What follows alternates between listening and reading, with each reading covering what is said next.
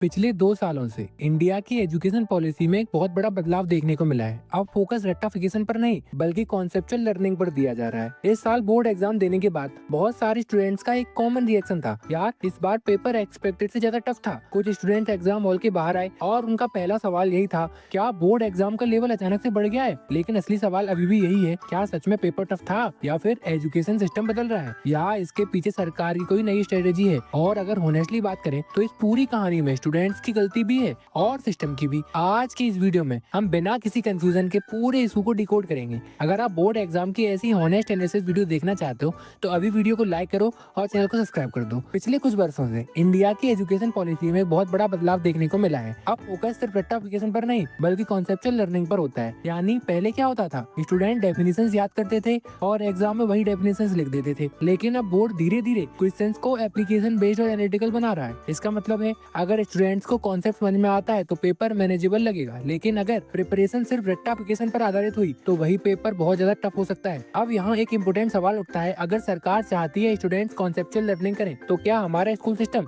इसके लिए तैयार है? सच्चाई यह है कि अभी भी देश के बहुत सारे स्कूल्स में प्रॉपर कॉन्सेप्चुअल टीचिंग होती ही नहीं है। स्टूडेंट्स को एनालिटिकल क्वेश्चंस की प्रैक्टिस नहीं कराई जाती और सिलेबस में कई बार आउटडेटेड सिस्टम होता है। तो जब टीचिंग मेथड ही पुराना हो और एग्जाम पैटर्न अचानक से मॉडर्न हो जाए तो सबसे ज्यादा परेशानी किसे होगी? ऑब्वियस है, स्टूडेंट्स को। अगर आपको लगता है एजुकेशन सिस्टम में और भी रिफॉर्म्स आने चाहिए तो वीडियो को लाइक जरूर करें ताकि डिस्कशन ज्यादा से ज्यादा स्टूडेंट तक पहुंच सके। एजुकेशन सिस्टम की एक बड़ी कॉन्ट्रडिक्शन यह है, एक तरफ सरकार चाहती है कि स्टूडेंट्स को कॉन्सेप्चुअल लर्निंग करनी चाहिए, लेकिन दूसरी तरफ क्लासरूम में अभी भी सिलेबस कंप्लीशन रेस चलती रहती है। टीचर्स के ऊपर प्रेशर होता है कि जल्दी से जल्दी कोर्स फिनिश करें और स्टूडेंट्स के ऊपर प्रेशर होता है कि बस एग्जाम पास कर लें। ऐसे एनवायरनमेंट में डीप अंडरस्टैंडिंग डेवलप होना काफी ज्यादा मुश्किल हो जाता है। लेकिन रिस्पॉन्सिबिलिटी पूरी सरकार के ऊपर डालना ही सही नहीं होगा। स्टूडेंट्स की प्रिपरेशन स्ट्रेटेजी में भी बहुत सारी खामियां हैं, जैसे कि last moment preparation, gas paper पर डिपेंडेंसी और कॉन्सेप्ट को समझने की बजाय सिर्फ आंसर याद करना। जब एग्जाम में क्वेश्चन थोड़ी डिफरेंट वर्डिंग में आ जाता है तो स्टूडेंट्स पैनिक करने लगते हैं और फिर कंक्लूजन निकलता है, यार पेपर तो बहुत टफ था। वैसे अगर आप चाहते हो कि नेक्स्ट वीडियो में स्मार्ट स्टडी स्ट्रेटेजी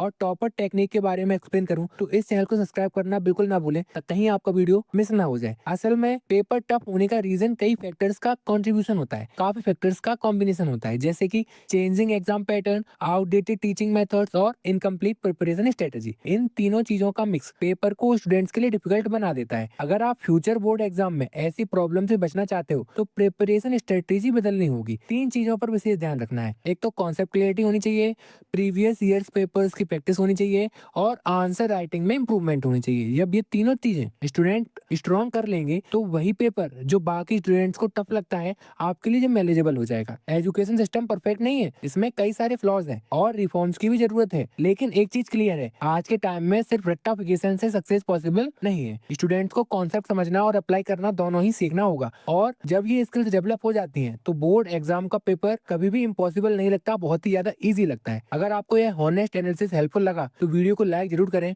और ऐसे ही एग्जाम स्ट्रेटेजीज, इंपोर्टेंट क्वेश्चंस और बोर्ड इनसाइट्स के लिए चैनल को सब्सक्राइब कर लें और कमेंट में जरूर बताएं इस बार आपको कौन सा पेपर सबसे ज्यादा टफ लगा।